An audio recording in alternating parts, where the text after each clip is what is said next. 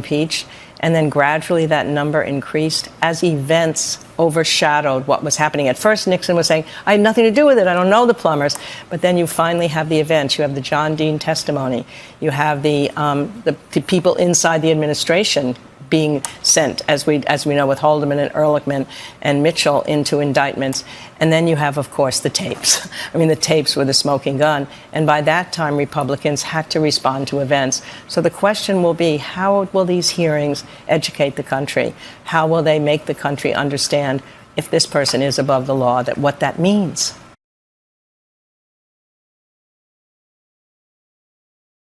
Hey there, I'm Chris Hayes from MSNBC. Thanks for watching MSNBC on YouTube. If you want to keep up to date with the videos we're putting out, you can click subscribe just below me, or click over on this list to see lots of other great videos.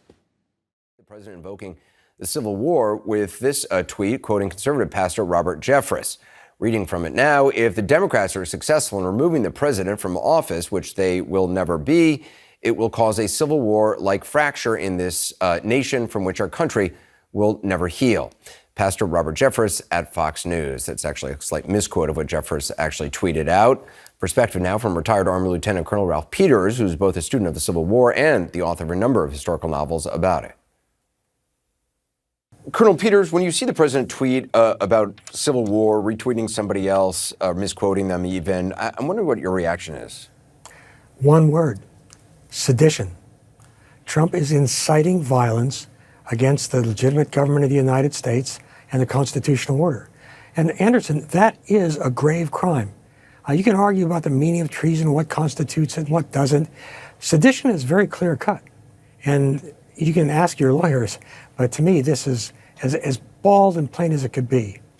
But also I have to say that there's not going to be a civil war. So everybody needs to knock that off. I've been hearing people on the extreme right saying it for years. Even if we're in a situation where the president of the United States is invoking the notion of a civil war if he is impeached, or if he is not reelected, or whatever the parameters he believes this might happen or this might break out. I mean, anybody who, not even going back in U.S. history, in modern times, has seen civil wars in countries around the world up close.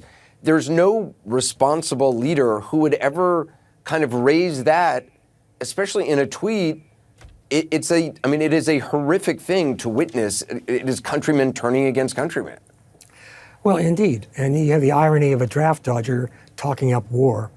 But yes, there have been horrible civil wars. Some are ongoing right now around the world. And they are utterly horrible and very, very cruel. But Trump is very much in the situation of a developing world dictator, in that he's got to stay on the throne to stay out of prison, or in many cases worse. And Trump, he's afraid. He's a frightened man. Because if he loses the election, and it's not a foregone conclusion that he will, but if he does, he's going to face the rest of his life in courtrooms, not at legal bills, perhaps in prison. The last time that we spoke, you talked about how you feel the founding fathers could never have imagined someone like President Trump. Do you have faith in their institutions to mete out justice, whatever that may be, however that justice is defined? I hope so. The Republican Party is a terrible disappointment to me. That was always the party of law and order, of the Constitution, of patriotism. And now, with rare exceptions, you see Republicans on Capitol Hill just cowering, afraid of Donald Trump, this bloated old charlatan who'd never served his country in any capacity. And all these Republican patriots are running to make excuses for him, cringing. And yeah, I know my views are strong on this, but Anderson, I love this country. I don't love it like Donald Trump, just for what I can get. I love this country. It's as good as life gets on this earth. And we are an ungrateful people. And Donald Trump is an embarrassment that cannot be measured. With this president, I mean, it's often been said that everything is transactional with him. Relationships are transactional. Clearly, foreign policy is. And he seems to extend what he did in real estate into the Oval Office. Ukraine, it's not a country that is an ally to the United States battling an aggressor to the United States, Russia, and in need of aid. It's a young leader who may be able to bend to the will and, come up with dirt on the Bidens or on Clinton or whoever. Yeah, and you're certainly right. It's Trump is all about Trump is all about Trump. And I really feel sorry for the people who voted for him, who convinced themselves that this man is a patriot. But I also have to say that in defense of Trump's supporters, they were abandoned by both political parties. As the Republican Party became the party of high finance, the Democrats became the party of high society. And where I come from, in the coal regions of Pennsylvania, people went ignored, utterly ignored.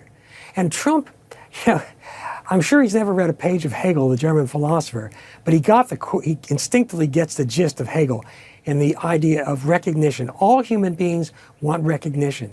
And what Trump did was give recognition to the people, the electorate, that had been ignored by both parties.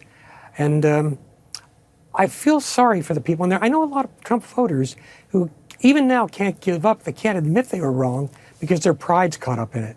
So we're in for an interesting election year. Yeah, Colonel Ralph Peters, appreciate it. Thank you. Thank you. Tell me if you are sensing a theme here. When President Trump's first national security advisor, Mike Flynn, was indicted for lying to investigators, what he lied to them about was his secret conversations with the Russian government about U.S. sanctions on Russia. The Obama administration had instituted sanctions against Russia. Flynn was telling them to not be too worried about that now that Trump was getting in. Soon after Trump arrived in Washington, Michael Isikoff was first to report that the first order of business for the Trump landing team at the State Department was also to try to come up with a way to unilaterally relieve U.S. sanctions on Russia. Well, now in this impeachment proceeding against President Trump, it emerges that what President Trump has been trying to do in Ukraine is not only to get that country to help him with his 2020 re-election effort, but he's been trying to undo the U.S. government's conclusion that Russia attacked us in the 2016 election, something for which we sanctioned Russia. He's also reportedly been trying to pressure Ukraine into settling with Russia over Russia's ongoing war and occupation in that country. The New York Times reporting this weekend that Trump has, quote, quietly been urging a deal to remove Western sanctions on Russia for what it did in Ukraine as well. So it was secret talks about relieving sanctions on Russia during the campaign. It was secret talks about relieving sanctions on Russia during the transition. It was secret talks about relieving sanctions on Russia when they first got to Washington. Apparently now it is secret talks about relieving sanctions on Russia between the president and various foreign governments.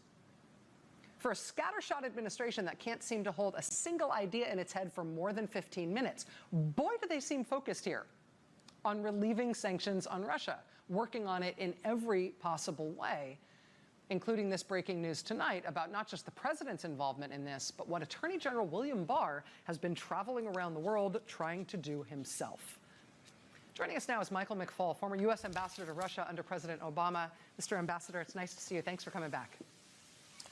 Rachel, thanks for having me. Hey, and congratulations on the release of your book tomorrow, Blowout. I know how hard it is to write books. Congratulations. Thank you. It has basically killed me. I am basically dead. But Doesn't seem that way to me. If you get a chance to read the Russia chapters of it, I would absolutely. Of course I will. Love to hear it. Let me ask you about latest developments here in terms of this breaking news tonight about Attorney General William Barr traveling the world trying to get foreign governments to help him in an investigation that the White House hopes will undo the U.S. attribution that Russia attacked our election. That's just one of the developments that's being reported in this fast-moving story. What's your take on that one in particular? Just outrageous. I just can't believe it. I have to tell you honestly, I think that we get to the end of the craziness and then there's a new revelation. And Attorney General Barr, of all people, should know better about doing this. And it does underscore to me what happens when people get close to President Trump and how he pulls them into his way of doing things, his way of conducting foreign policy, if we can even call it that. It's not just the lying, it's the arrogance. In both cases, he laughs off the question. He's so arrogant. And he's so snide. Oh, well, you're asking me a question that he knows nothing about. I'm sorry, play the clip again. The Wall Street Journal is reporting that President Trump pressed the president of Ukraine 8 times to work with Rudy Giuliani to investigate Joe Biden's son. What do you know about those conversations? So you just gave me a report about a icy whistleblower campaign, none of which I've seen. Willie, I don't know where to start there. No, I mean, you just gave me a report, and you just, again, she asked him a specific question. What do you know about the conversation? Yeah.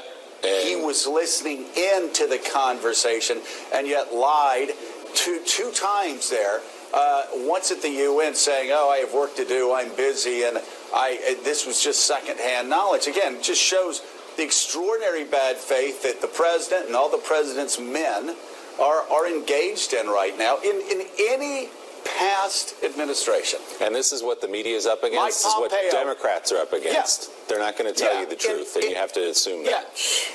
Yeah. In any past administration, a Secretary of State lying like that would be fired. In any past administration, except maybe the Nixon administration, an Attorney General that has lied as much and committed perjury in front of the United States Congress would be fired. You were exactly right. We are now at a point where we have to assume the Secretary of State, the Attorney General, the President of the United States, the Vice President, they're all in on this, and they're all lying. Why? Because they've already proven it to us. And the Secretary of State, Eddie, leapt right to when he said, I don't know what you're talking about. I haven't read this report. But what I do know is that it was secondhand, that it was hearsay. So in other words, he hasn't read the report, but he knows he should be attacking it because that's the order he's been given. We also heard last week from Rudy Giuliani when he would ask, what are you doing in Ukraine, this investigation? He said, I was sent there by the State Department. Well, that makes sense now because you have the Secretary of State, the head of the State Department, on the call helping President Trump direct this back and forth, this quid pro quo with Ukraine.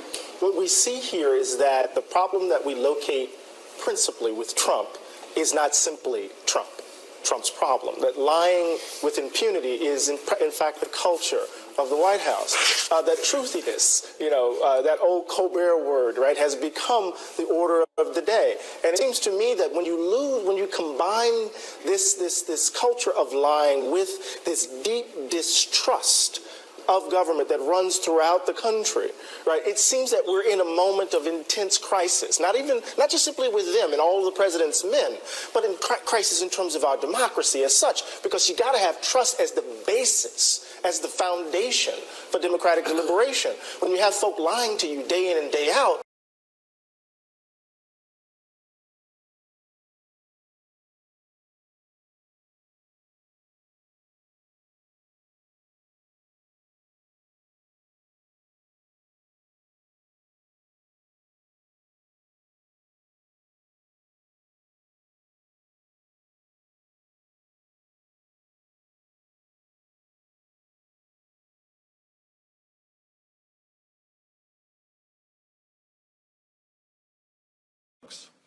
back then, they accused the Trump campaign of colluding with Russians when the Democrats themselves were colluding with Russians and preparing the Steele dossier.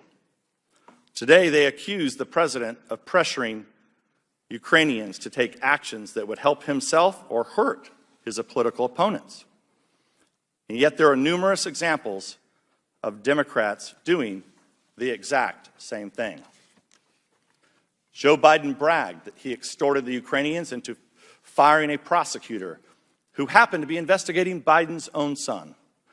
3 Democratic senators wrote a letter pressuring the Ukrainian general prosecutor to reopen the investigation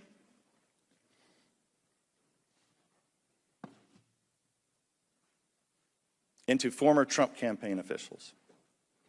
Another Democratic senator went to Ukraine and pressured the Ukrainian president not to investigate corruption allegations involving Joe Biden's son.